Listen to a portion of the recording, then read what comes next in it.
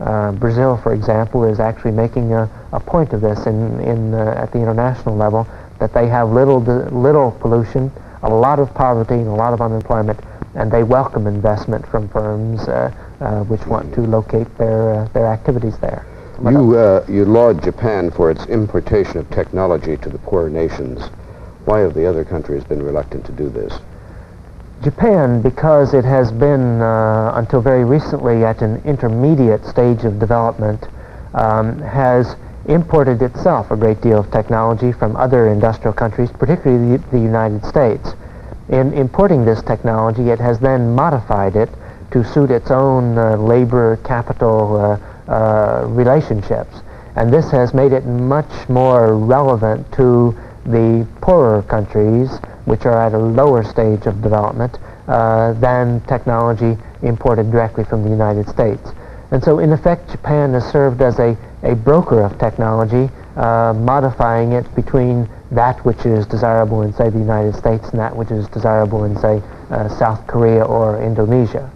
Mr. Segar, we have just a couple of minutes for a couple of final questions. I just want to touch on your thesis on the multinational or supranational institutions.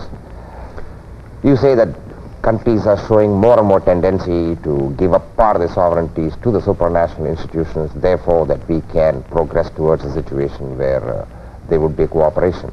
But haven't some of them been showing weakness rather than strength? For instance, the UN, with a tiny budget of $200 million, you have problems of collecting enough money from the big powers. Soviet Union does not pay its dues for peacekeeping. The US is thinking of cutting down its own contributions to the regular budget. You have World Court judges, for instance, which presumably are political, but nevertheless they tend to vote according to their frontiers. Then again in the IMF you gave the instance of how they have acquired new powers. But again you find, say for instance, the Britain devalues the pound because it is in their national interest rather than as it may turn out, it might be correct in the long run. Again, the US imposed a 5% surcharge across the board, again contra to the GATS, the agreement that they have our party too. Do you see that as a healthy tendency, or do you see that withering away? Or? Right. I think it's clearly, as I mentioned earlier, a matter of 2 steps forward and 1 step backward.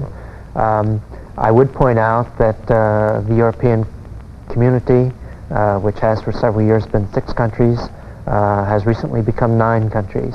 It could have become 10, except that Norway opted not to. So I suppose there we had a case of 3 steps forward and 1 step backward, if you will, in moving toward a more integrated, unified global society. We're clearly faced with an educational challenge here of enormous proportions, and I think we have to look to the media, both the electronic media and the print media, as represented by your own paper, the Madras. It's an enormous challenge, but keep in mind that we've accomplished a lot in recent years. For example, the environmental crisis.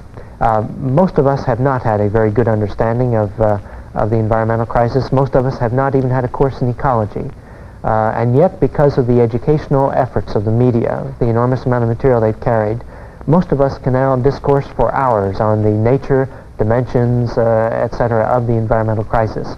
I'm hopeful the same thing may happen in terms of the need for understanding for moving toward a unified global society. Mr. Brown, as one highly respected critic of your analysis put it, you've pointed the way towards the best kind of a post-Vietnam world. That you've assembled known elements in your book of global realities. And I would ask you in summary, what are the consequences, in your opinion, if the official and public world fail to get the message? I think some of those consequences become evident in various ways. Clearly, in ecological terms, if we don't cooperate, then we're in difficulty. It's not a matter of self-interest, then it becomes a matter of survival. I suppose as Americans, if we continue to read the daily papers, we're going to begin to perceive the extent to which our interests lie in creating and supporting not only a stronger United Nations, but a unified global society. One quick example.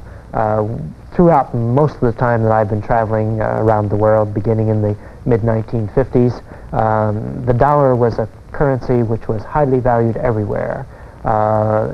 People in any country were anxious to convert their currency into the dollar.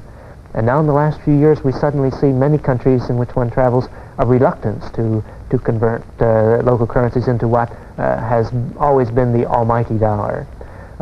As Americans, as we begin to perceive the extent to which we cannot even protect the value of our currency without the cooperation of other nations, then I think it'll gradually dawn on us that we do have a very strong vested interest in creating a cooperative, unified global society.